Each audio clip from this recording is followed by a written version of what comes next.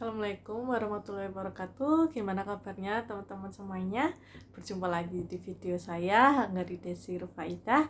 Nah teman-teman semuanya, ini saya kali ini akan berbagi tips ya, untuk teman-teman yang sesama penderita, saya juga ya, yang mengalami asam lambung, kecemasan, panik, dan yang tentunya mengalami keliengan, vertigo kayak gitu ya. Nah, ini saya akan berbagi ke teman-teman semuanya, eh, istilahnya obat-obat apa aja sih yang saya konsumsi akhir-akhir ini sehingga saya mengalami sakit ini selama 5 hingga 6 bulan lah teman-teman ya. Ya bisa dibilang lama ya, nggak terlalu lama, cepet juga nggak cepet juga, karena memang saya sudah paham bahwa dengan adanya gangguan psikis ataupun asam lambung yang dispepsia fungsional itu memang membutuhkan waktu yang enggak cepet kayak gitu ya. Bisa cepet,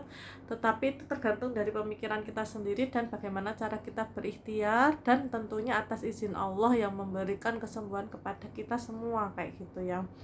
Nah, sebelum saya ingin berbagi ke teman-teman semua obat apa aja yang saya konsumsi, jangan lupa untuk like, komen, dan subscribe-nya, dan juga share-nya jika dirasa video ini bermanfaat. Terima kasih buat teman-teman semua yang selama ini sudah mengikuti video saya, dan buat teman-teman baru, subscriber baru, terima kasih juga. Mudah-mudahan kita semua selalu dalam kondisi sehat walafiat, mendapatkan ampunan dan rahmatnya Allah, dan segera dikasih sembuh ya teman-temannya semua ya, amin ya robbal alamin. Nah, di sini saya akan berbagi obat apa saja sih yang saya konsumsi akhir-akhir ini, dan apa yang saya rasakan saat ini kayak gitu ya. Kalau untuk obat yang saya konsumsi saat ini, saya ada beberapa obat nih teman-teman ya. Nah, ini ada yang saya rasakan ini untuk lambung. Saya menggunakan Zesmax teman-teman ya, madu lambung Zesmax nih ya. Nah, nih madu lambung nih ya. Ini gunanya adalah untuk meringankan gangguan pencernaan, perut mual, dan kembung. Ini adalah botol ketiga saya kayak gitu. Nah, kenapa saya konsumsi ini? Karena saya merasa alhamdulillah merasa cocok kayak gitu ya. Jadi saya konsumsinya itu pagi hari dan sore hari di saat perut kosong kayak gitu. Jadi 2 sendok makan ya. Ini cocok banget teman-teman. Saya beli di toko herbal dekat rumah, harganya 145.000, 280 gram seperti ini. Ini di toko-toko herbal, insya Allah banyak yang jual ya teman-teman ya. Nah, kemudian ini untuk lambungnya, jadi itu botol yang ketiga saya karena saya merasa kok lumayan cocok gitu ya. Kemudian untuk yang punya keluhan keliengan ataupun vertigo kayak gitu ya, saya juga mengkonsumsi ini terakhir teman-teman ya, Nutrimax BRP. Ini Nutrimax BRP. Nah, mungkin dari teman-teman ada yang pernah mengkonsumsi atau tidak ya. Kalau ini saya disarankan oleh apoteker. Waktu itu saya beli di apotek Kimia Farma, disarankan oleh apotekernya untuk mencoba mengkonsumsi ini, karena saya menceritakan keluhan saya yaitu keliengan dan sesekali vertigo seperti itu ya. Kemudian saya dikasih Nutrimax BRP ini karena mengandung ginkgo biloba ekstra kayak gitu. Jadi ginkgo biloba ini fungsinya ini macam-macam teman-teman ya, termasuk melancarkan peredaran darah dan membantu sirkulasi darah lah intinya kayak gitu ya. Nah, dan ini saya konsumsi 1 hari 1 kali setelah makan, dan alhamdulillah cocok. Tinggal berapa butir nih, isinya 30 kapsul dan tinggal berapa butir doang ini teman-teman ya, tinggal 5 ya, alhamdulillah ada perbaikan kayak gitu.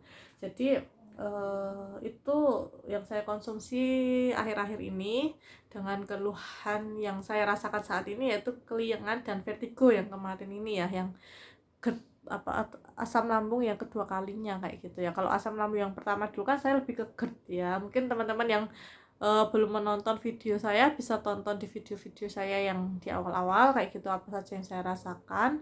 Kalau yang akhir-akhir ini kan karena yang saya rasakan lebih ke keliengan dan vertigo, jadi saya konsumsi ini. alhamdulillah cukup lumayan membantu lah. Tetapi yang paling membantu di saya itu kalau untuk obat sendiri adalah obat medisnya, yaitu obat psikiater. Itu yang jelas-jelas sangat membantu saya, yaitu obat antidepresannya dan juga obat penenang kayak gitu. Jadi kita minum obat psikiater jangan takut teman-teman ya, selama itu sesuai dengan anjuran dokter kayak gitu ya. Yang penting kita tuh mau berobat apapun itu kita harus yakin teman-teman, harus yakin eh, bahwa segala macam penyakit itu ada obatnya. Jadi sebelum kita minum obat jangan lupa kita berdoa. Jadi jangan yang malah kita berpikir negatif, duh obat ini cocok gak ya, duh nanti jangan-jangan saya minum obat ini nanti malah ngefeknya kemana, malah jadi tambah parah dan lain sebagainya. Nah ini kan pemikiran-pemikiran kita saja teman-teman. Nah kalau misalnya kita nggak yakin, istilahnya sugesti kita aja udah negatif, pemikiran kita udah negatif ya, gimana kesembuhan akan datang kayak gitu loh. Istilahnya kan apa yang terjadi dalam diri kita itu kan sesuai dengan prasangka kita. Selama kita berprasangka yang positif, insya Allah hasilnya juga positif kayak gitu ya. Kalau memang kita ingin sembuh ya kita harus yakin juga apa yang kita konsumsi, dan kita harus yakin bahwasanya Allah itu yang memberikan penyakit, otomatis insya Allah Allah juga akan memberikan kesembuhan kepada kita semua seperti itu.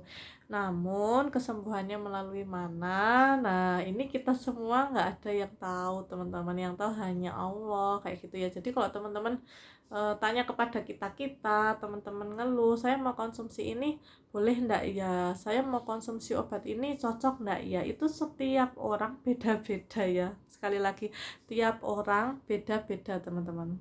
Selama teman-teman merasa cocok dengan obat yang dikonsumsi, itu teruskan saja, lanjutkan saja kayak gitu ya. Kalau ini maka dari itu ini saya berbagi pengalaman aja. Kalau yang saya konsumsi cocok, yang saya cocok yaitu BRT ini yang untuk mengatasi keliengan vertigo saya. Zesmax ini terakhir ini yang udah yang 3 botol ini adalah untuk membantu lambung kita. Di luar itu kemarin sudah saya jelaskan di video sebelumnya, yaitu ada tajin ya, kemudian ada pati garut juga saya konsumsi waktu awal-awalnya masih parah-parahnya itu kemarin ya. Kemudian kefir itu juga, ini jangan lupa kefir dan talbina ini yang benar-benar selalu saya konsumsi. Cuman saat sekarang sudah mulai membaik ya, talbina ini mulai saya kurangi. Saya udah mulai makan nasi biasa, sayur-sayuran udah mulai istilahnya ya, yang tadinya nggak berani sayur ini saya sudah mulai sedikit-sedikit kubis, sedikit-sedikit saya makan ya, asalkan selama masih dalam batas yang wajar, intinya seperti itu ya. Masih ada keluhan, misalnya saya kok makan kubis kok tiba-tiba saya agak keliengan atau saya, ya itu wajar teman-teman ya. Istilahnya kadangkala sensasi itu masih nyolek kayak gitu ya, tapi kita berusaha untuk gimana caranya supaya tahu batasan kita. Oh aku makan ini ternyata porsinya kebanyakan, berarti saya kurangi kayak gitu. Oh kok aku keliangan ya, oh ya udah deh aku untuk istirahat dulu aja. Oh aku berarti makannya yang ini aku hindari, ganti makanan yang lain. Pokoknya seperti itu aja teman-teman. Jangan yang malah kita mengeluh, tapi mencari solusi kayak gitu. Itu ya yang paling utama dari penyakit seperti kita itu adalah jangan banyak mengeluh, tapi carilah solusinya seperti itu. Carilah solusinya ini harus bagaimana, kemudian ikhtiar apa saja yang harus kita lakukan. Nah yang penting kan di situ teman-teman ya. Nah kemudian selain obat-obatan yang saya konsumsi, kemarin sudah saya jelaskan di video sebelumnya juga ya, saya melakukan terapi seperti bekam sebulan sekali, kemudian terapi akupresur, pijat saraf ya, kemudian terapi akupuntur, itu semua saya jalani teman-teman.